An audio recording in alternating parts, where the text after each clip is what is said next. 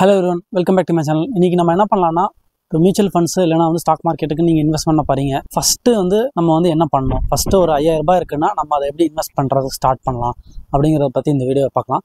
So இது எல்லாமே வந்து என் ஒப்பீனியன் தான். இதை நீங்கள் அப்படியே பிளைண்டாக ஃபாலோ பண்ணணும்னு அவசியம் இல்லை. உங்களுக்கு வேணுங்கிற மாதிரி நீங்கள் கஸ்டமைஸ் பண்ணிக்கோங்க.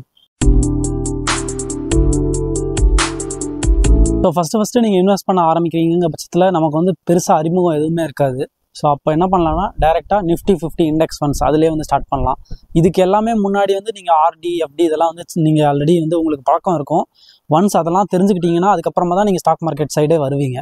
ஸோ ஃபஸ்ட்டு நீங்கள் அட்லீஸ்ட் எமர்ஜென்சி ஃபண்டுன்னு ஒன்று சேர்த்திக்கோங்க. அதுக்கப்புறமா ஸ்டாக் மார்க்கெட்டுக்கு ரிலேட்டடாக வந்து நம்ம எல்லாமே ஸ்டார்ட் பண்ணலாம்.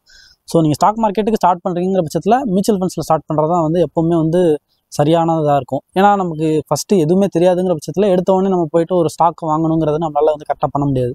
ஸோ அந்த சமயத்தில் மியூச்சுவல் ஃபண்ட்ஸில் ஸ்டார்ட் பண்ணுறது பெட்டர். ஸோ அப்போ மியூச்சுவல் ஃபண்ட்ஸில் என்ன பண்ணலாம், ஃபஸ்ட்டு எடுத்தோடனே நிஃப்டி 50 இண்டெக்ஸ் ஃபண்ட்ஸ்னு சொல்லிட்டு இருக்குது. அது வந்து உங்களுக்கு யார் மேலே நம்பிக்கை இருக்கோ, எஸ்பிஐ இருக்காங்க, ஐசிஐசி இருக்காங்க, ஹெச்டிஎஃப்சி இருக்காங்க. இது தவிர்த்து வந்து பார்த்திங்கன்னா தனியாக வந்து இதுக்குன்னே ஏஎம்சிஸ் இருக்காங்க.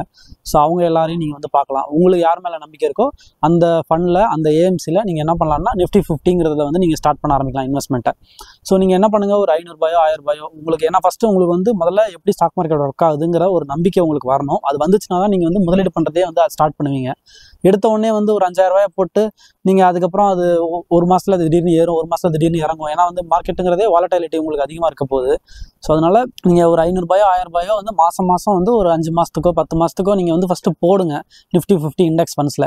நீங்கள் ஒன்ஸ் அதை போட ஆரம்பிச்சிங்கன்னா உங்களுக்கு மார்க்கெட் வாலட்டிலிட்டியில் உங்களோட என்ஏவிங்கிறது மியூச்சுவல் ஃபண்ட்ஸில் உங்களுக்கு என்ன சேஞ்ச் ஆகுது எல்லாமே வந்து நீங்கள் கற்றுப்பீங்க. ஒன்ஸ் அதை கற்றுக்க ஆரம்பிச்சிட்டிங்கன்னா அதுக்கப்புறம் சைட் பை சைடாக வந்து கொஞ்சம் கொஞ்சமாக வந்து மார்க்கெட் நியூஸோ அப்படி இல்லைன்னா வந்து நீங்கள் உங்களுக்கு யார் யூடியூபர் பிடிக்குமோ நீங்கள் வந்து யூடியூப்பில் வந்து செக் பண்ணி பார்க்கலாம். அப்படி இல்லைனா வந்து நியூஸ் சேனல்லாம் உங்களுக்கு பார்க்க விருப்பம் இருக்கும், இன்ட்ரெஸ்ட் இருக்கும்னா நீங்கள் நியூஸ் சேனல்ஸையும் வந்து கொஞ்சம் கொஞ்சமாக பார்க்கலாம்.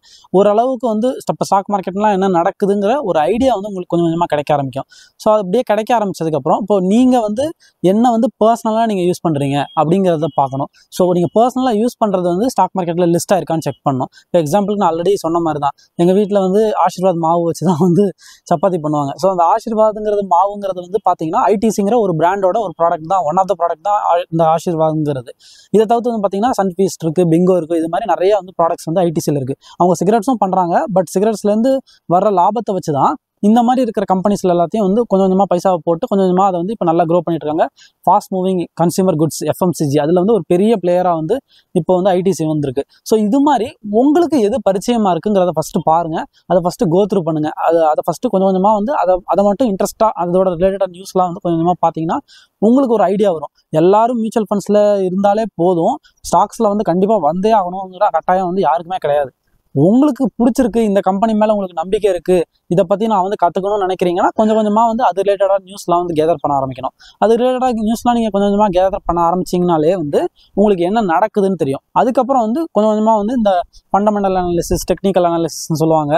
டெக்னிக்கல் அனாலிசிஸ் கூட ஸ்டார்டிங்கில் உங்களுக்கு தேவையில்லை. ஃபண்டமெண்டல் அனாலிசிஸ்ங்கிறது நமக்கு ஃபண்டமெண்டலாக அந்த கம்பெனி என்ன நடக்குதுன்னு தெரிஞ்சுக்கிறது தான் அந்த ஃபண்டமெண்டல் அனாலிசிஸ்னு சொல்கிறது. ஸோ அதில் கொஞ்சம் கொஞ்சமாக யூடியூப் சேனல் பாருங்கள், இல்லை புக்ஸ்லாம் நிறையா வந்து அவைலபிளாக இருக்குது, அதை எடுத்து நம்ம பார்க்கலாம். ஸோ அப்படியே வந்து கொஞ்சம் கொஞ்சமாக நம்ம கற்றுக்க நமக்கு இன்ட்ரெஸ்ட்டும் அதில் நிறையா வர ஆரம்பிக்கும். அதுக்கப்புறம் நம்ம இன்வெஸ்ட்மெண்ட்டையும் வந்து கொஞ்சம் கொஞ்சமாக இன்க்ரீஸ் பண்ணலாம். எடுத்த உடனே ஃபுல்லாத்தையும் போடுங்கன்னு நான் சொல்ல போகிறது கிடையாது, சொல்கிறதுக்கும் யாருக்கும் உரிமையே கிடையாது. நீங்கள் கற்றுக்கிறதுக்கு கொஞ்சம் கொஞ்சமாக வந்து இது இன்ட்ரெஸ்ட் உங்களுக்கு கொடுக்கும். இதுதான் வந்து எனக்கு தெரிஞ்சதை நான் உங்களுக்கு சொல்கிறேன். நீங்களும் வந்து ட்ரை பண்ணி பாருங்கள். உங்களுக்கு ஏதாவது இன்ட்ரெஸ்ட் இருந்ததுன்னா அதுக்கேற்ற மாதிரி கற்றுக்க ஸ்டார்ட் பண்ணுங்கள். ஸ்டாக் மார்க்கெட்டுங்கிறது வந்து பார்த்தீங்கன்னா either you own a business are you work for a business, அதுதான் வந்து நடக்க போகுது. ஸோ வந்து எய்தர் நீங்கள் யூ ஓன் அ பிஸ்னஸ்னால் என்ன, நீங்கள் வந்து ஒரு ஸ்டாக்கை வாங்கி வச்சுக்கிறீங்கன்னா அதுதான் you own a business. Are you work for a பிஸ்னஸ்னால் என்ன, நம்ம வந்து ஒரு கம்பெனியில் ஒர்க் பண்ணுவோம், அதுதான் வந்து நடக்க போகுது. ஸோ பிஸ்னஸ்ங்கிறது வாழ்க்கையில் நமக்கு எல்லா பக்கமும் நடக்க போகுது. நம்ம கன்சியூம் பண்ணுறோன்னா நம்ம கன்சியூமர் அந்த இடத்துல நம்மளை தான் நம்பி அவங்க வந்து பிஸ்னஸ் பண்ணுறாங்க. ஸோ எல்லாமே பிஸ்னஸ் தான் ரிவால்வ் ஆகுது நடக்குதுங்கிற பட்சத்தில் காலைல நம்ம எந்திரிச்சு பல் தேய்க்கிறதுலேருந்து நைட்டு தூங்குற வரைக்கும் பார்த்திங்கன்னா எல்லாத்துலேயுமே வந்து ஏதோ ஒரு கம்பெனி வந்து நமக்கு வந்து நம்ம லைஃப்பில் வந்து இன்வால்வ் ஆகிட்டு இருக்கு. ஸோ அப்போ அந்த கம்பெனியில் என்ன நடக்குது அதெல்லாம் கற்றுக்கணும்னு வந்து உங்களுக்கு தோண ஆரம்பிச்சுன்னா அப்போது ஸ்டாக் மார்க்கெட்டுங்கிறது உங்களுக்கு வந்து கொஞ்சம் அறிமுகம் வரும். அப்படி வர்றப்போ நீங்கள் அதை வந்து என்ன பண்ணலாம், கொஞ்சம் கொஞ்சமாக வந்து நியூஸ் கேதர் பண்ணி கொஞ்சம் கொஞ்சமாக வந்து நீங்கள் டாபிக் என்ன, அது கண்டென்ட் என்னன்னு சொல்லிட்டு கற்றுக்க ஆரம்பிப்பீங்க. ஸோ நான் வந்து ஒரு 4 இயர்ஸாக பண்ணிகிட்ருக்கேன். ஸோ அதுக்கு முன்னாடி வந்து எனக்கு இந்த அளவுக்குலாம் அறிமுகம் கிடையாது. எல்லாமே நம்ம கற்றுக்கிறது தானே, கொஞ்சம் கொஞ்சமாக கற்றுக்க போகிறோம். ஸோ இதுதான் வந்து சொல்லணும்னு தோணுச்சு எனக்கு இந்த வீடியோவில். ஸோ ஸ்டாக் மார்க்கெட்டுங்கிறது ஒரு பெரிய கடல். நான் கொஞ்சோண்டு கற்றுருக்கேன், இன்னும் நான் கற்றுக்கிட்டே இருக்கேன். அதுக்கேற்ற மாதிரி நான் வீடியோஸ் பண்ணலான்ட்டு இருக்கேன். உங்களுக்கு பிடிச்சிருக்கு அப்படின்னா இந்த சேனல் வந்து ஃபாலோ பண்ணுங்கள், சப்ஸ்கிரைப் பண்ணிக்கோங்க. ஸோ நிஃப்டி 50 இண்டெக்ஸ் ஃபண்ட்ஸ் வந்து நீங்கள் ஸ்டார்ட் பண்ணியிருக்கீங்க. அதுக்கப்புறம் என்ன பண்ணலாம்? நீங்கள் வந்து இந்த லார்ஜ் கேப் இல்லை மிட் கேப் இல்லை ஸ்மால் கேப்னு சொல்லுவாங்க. ஸோ இந்த மாதிரி ஃபண்ட்ஸில் வந்து நீங்கள் இன்வெஸ்ட் பண்ண ஆரம்பிக்கலாம். ஸ்மால் கேப்புங்கிறப்போ உங்களுக்கு வந்து வாலட்டிலிட்டி ரொம்ப அதிகமாக இருக்கும்.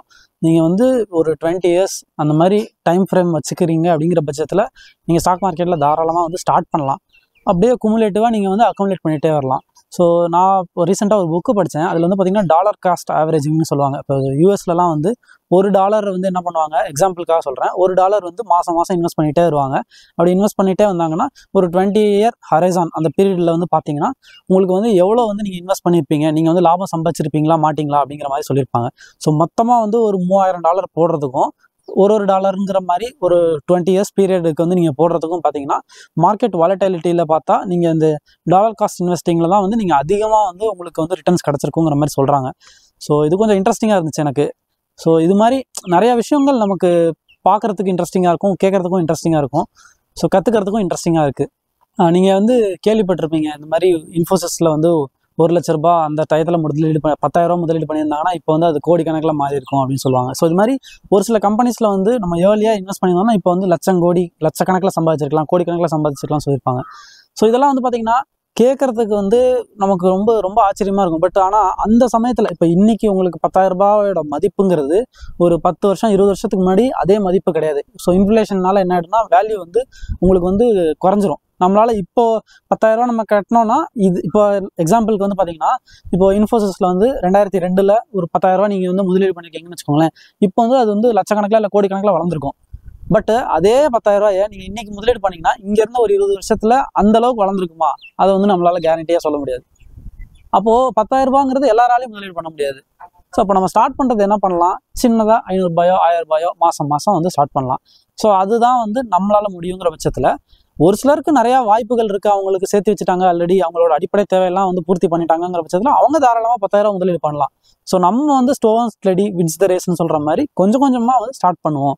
ஸோ அதுதான், ஏன்னா எல்லாரும் நம்ம ஸ்டாக் மார்க்கெட்டில் பார்க்குறோம், அவங்க இவ்வளோ சீக்கிரமாக போட்டால் இது பண்ணிடலாம், இந்த ஆப்ஷன்ஸ் அண்டு ஃபியூச்சர்ஸ் இதெல்லாம் சொல்கிறாங்க. ஸோ இதெல்லாம் வந்து எனக்கு சுத்தமாக ஐடியா கிடையாது, நான் அதனால் அது பக்கமே டச்சே பண்ணது கிடையாது. ஸோ அதில் என்ன சொல்கிறாங்க, 1 மணி நேரத்துலேயே நீங்கள் இவ்வளோ சம்பாதிச்சிடலாம், அரை மணி நேரத்தில் நீங்கள் இவ்வளோ சம்பாதிச்சிடலாங்கிறாங்க. ஆனால் லூஸ் பண்ணுறதுக்கும் ஆப்பர்ச்சுனிட்டி அதிகமாக இருக்குல்ல. நீங்கள் வந்து ஸ்டாக்கில் பைசா போட்டாலே வந்து இப்போ எக்கச்சக்கமான கம்பெனி திவாலாக இருக்குது. அதோட வேல்யூ வந்து மொத்தமாக லூஸ் ஆகிருக்கிறதுக்கு வாய்ப்பும் நடந்திருக்கு நம்ம இதில் இந்தியன் ஸ்டாக் மார்க்கெட்டில். ஸோ அப்போது நம்ம எதுக்கு வந்து பேராசைப்படணும்? பேராசைங்கிறது தான் வந்து உங்களுக்கு பெருநஷ்டத்துக்கே வந்து ஊக்குவிக்குது உங்களுக்கு. ஸோ அந்த பேராசை இல்லாமல் கொஞ்சம் கொஞ்சமாக நீங்கள் சேருங்க, உங்களால் எவ்வளோ முடியுமோ அதை வந்து ஸ்டார்ட் பண்ணுங்கள். அதுதான் முக்கியம், ஸ்டார்ட் பண்ணுங்கள், அதுதான். ஸோ இந்த வீடியோ பிடிச்சிருக்கு, புதுசாக ஏதாவது கற்றுக்கிட்டீங்கன்னு உங்களுக்கு தோணுச்சுன்னா லைக் பண்ணுங்கள். யாருக்கு இந்த வீடியோ யூஸ் ஆகணும்னு உங்களுக்கு தோணுதோ அவங்களுக்கு வந்து இந்த வீடியோ ஷேர் பண்ணுங்கள். நான் அந்த மாதிரி பேசுகிறேன், உங்களுக்கு பிடிச்சிருக்கு, இந்த மாதிரி வீடியோஸ் கண்டினியூஸாக நீங்கள் பார்க்கணும்னு நினச்சிங்கன்னா சப்ஸ்கிரைப் பண்ணிவிட்டு பெல் ஐக்கானில் வந்து ஆளுங்கிறத எனேபிள் பண்ணிக்கோங்க. ஸோ நாளைக்கு நான் உங்களுக்கு இன்னொரு நல்ல வீடியோவில் வந்து பார்க்குறேன். பை.